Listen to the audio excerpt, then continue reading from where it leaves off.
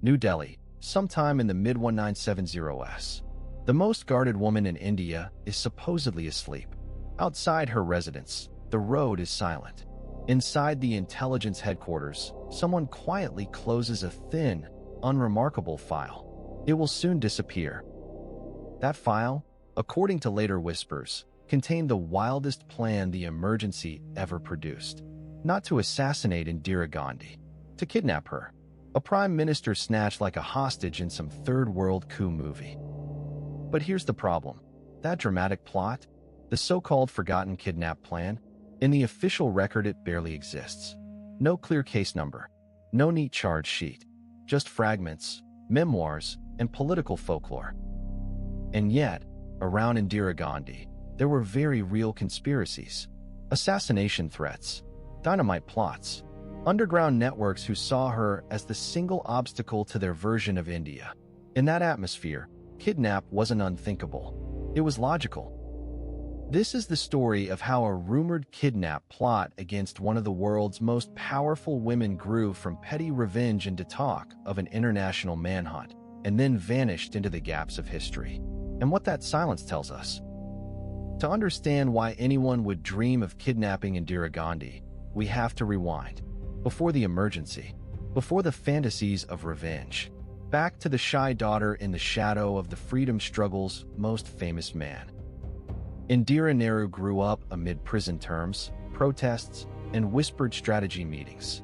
Politics wasn't a career choice. It was the family business. But she was no obvious heir, more private organizer than firebrand orator.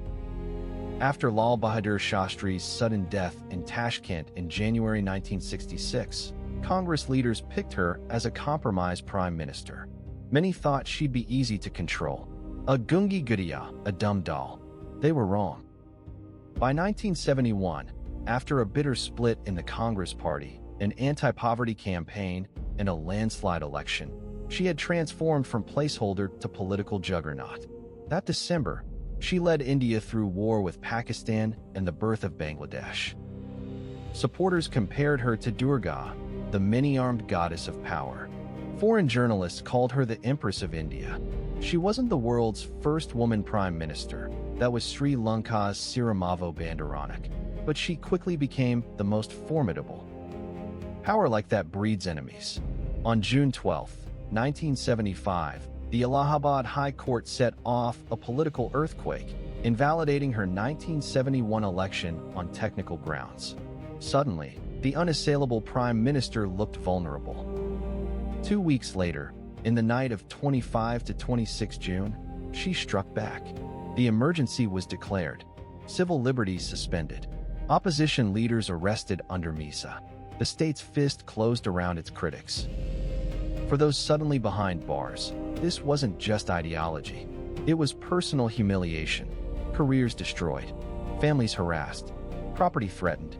In cells across India, grudges fermented against Indira, against her son Sanjay, against the entire security apparatus.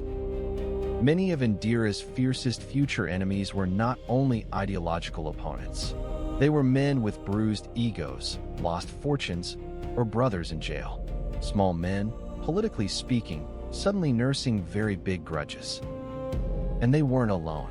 Around Indira circled Naxalite militants, ex-royals angry about lost privileges, smugglers squeezed by crackdowns, foreign intelligence officers, and underground socialists.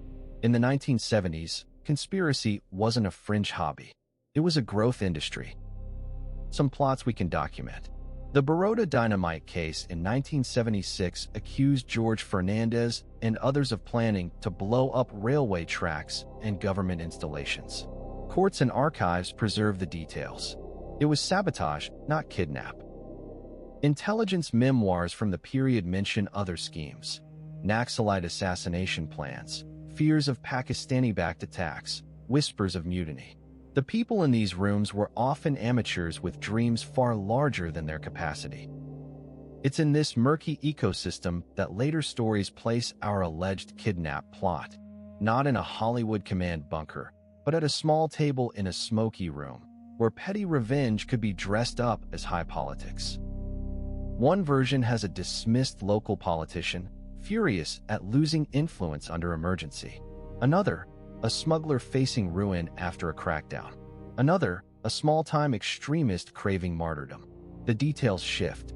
The constant is their obsession with humiliating Indira, not just hurting her. Kidnapping her would serve two fantasies at once: personal revenge and political leverage. Force the Empress of India to bargain for her own life. Prove she could be dragged down from the pedestal and paraded as a captive. But how do small men touch a protected giant? The answer, in most kidnap fantasies, is never the fortress.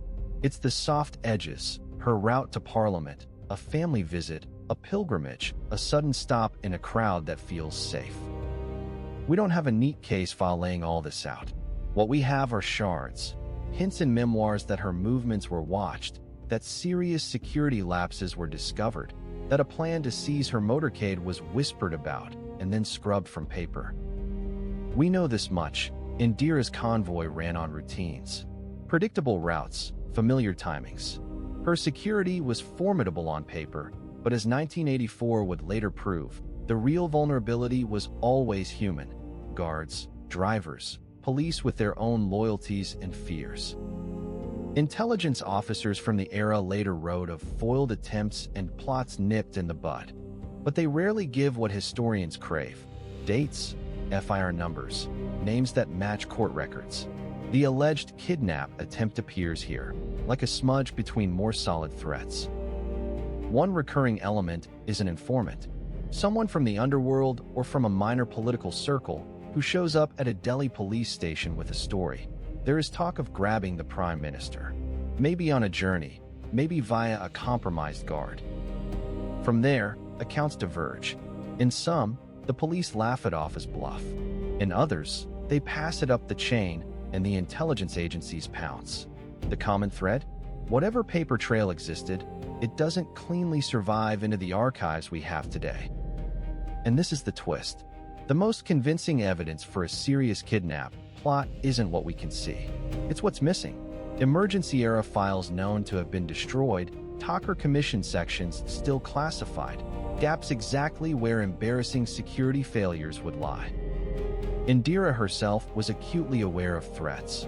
Aides remember her shrugging off danger in fatalistic tones, variations of, "If I die tomorrow, I have lived my life." Those lines come from memoirs, not transcripts, but the mood is consistent. Behind that fatalism was a tangle of distrust. She used the Intelligence Bureau and RNAW as political tools, and after 1977 many officers feared being scapegoated. That's exactly the kind of culture where an embarrassing near miss might be quietly buried. So what about the night of the alleged attempt itself, the moment with the highest drama?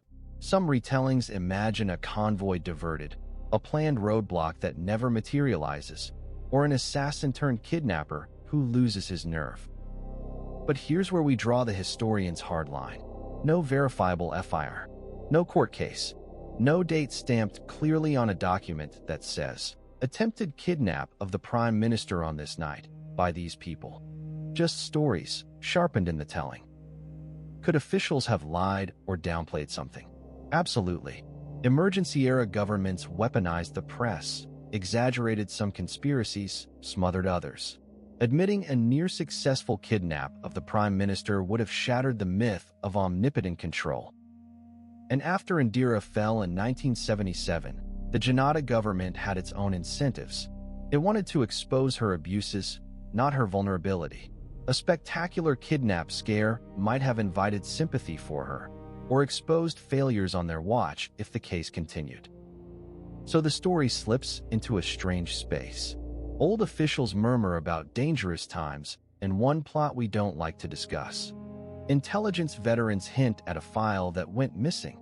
None of it adds up to courtroom evidence, but it doesn't feel like pure invention either. For historians, this is maddening. We can map what we know: real assassination attempts, the Baroda dynamite network, verified threats from Naxalites and later Sikh militants. Next to that, the kidnap plot sits as a ghost, plausible but unproven. Indira Gandhi's actual end is brutally clear. On October 31st, 1984, in her own garden on Saftarjung Road, 2 Sikh bodyguards gunned her down at point-blank range, after Operation Blue Star had already put a target on her back. That assassination proved something uncomfortable. For all the stories of omnipotent security in the 1970s, the state failed at the most basic task. It left openly hostile bodyguards within arm's reach of the Prime Minister. The Thakur Commission, set up weeks after her death, tore into those lapses. Yet even this inquiry, with all its moral urgency, remains partially veiled. Large chunks of the report are still classified or heavily redacted decades later. That official silence feeds the older rumors. If they will not show us the full record even for a successful assassination, what chance is there that a botched kidnap plan, one stop before it unfolded, will ever see daylight on paper? So how close did we really come to seeing a prime minister bundled into a car by men with grudges and grand illusions? The honest answer is, we don't know. And we may never know, because the institutions that hold the truth have every reason to keep it locked away. What we can say is this: the 1970s created exactly the conditions in which a kidnap plot could be born. Concentrated power, crushed opposition, swollen egos, international intrigue, and a security apparatus too scared of humiliation to admit its mistakes. In that world, small men with big grudges did not need to actually kidnap Indira to change history. Sometimes, all it took was the rumor of a plot to justify another arrest, another wiretap, another tightening of the noose around dissent. Today, when we hear about foiled plots in any democracy, we live with the same uncertainty: which threats were real, which were exaggerated, which conveniently timed. The emergency offers a warning about how quickly fear can become a tool of control. And in India, the shadow of Indira Gandhi still falls across politics. Emergency is invoked as both cautionary tale and political cudgel. Yet many of the files that would tell us exactly how her security was breached or nearly breached remain hidden. So the forgotten kidnap plot survives not as a clean case in a textbook, but as a symptom. A story we tell about an age when one woman seemed too powerful to touch, and yet was, in truth, far more vulnerable than anyone wanted to admit. Somewhere in those missing pages, in a file mislaid, a report never written, a memory gone with its owner, lies the real distance between fantasy and fact. And until the archives open, the closest we'll come to that vanished plot is the silence it left behind.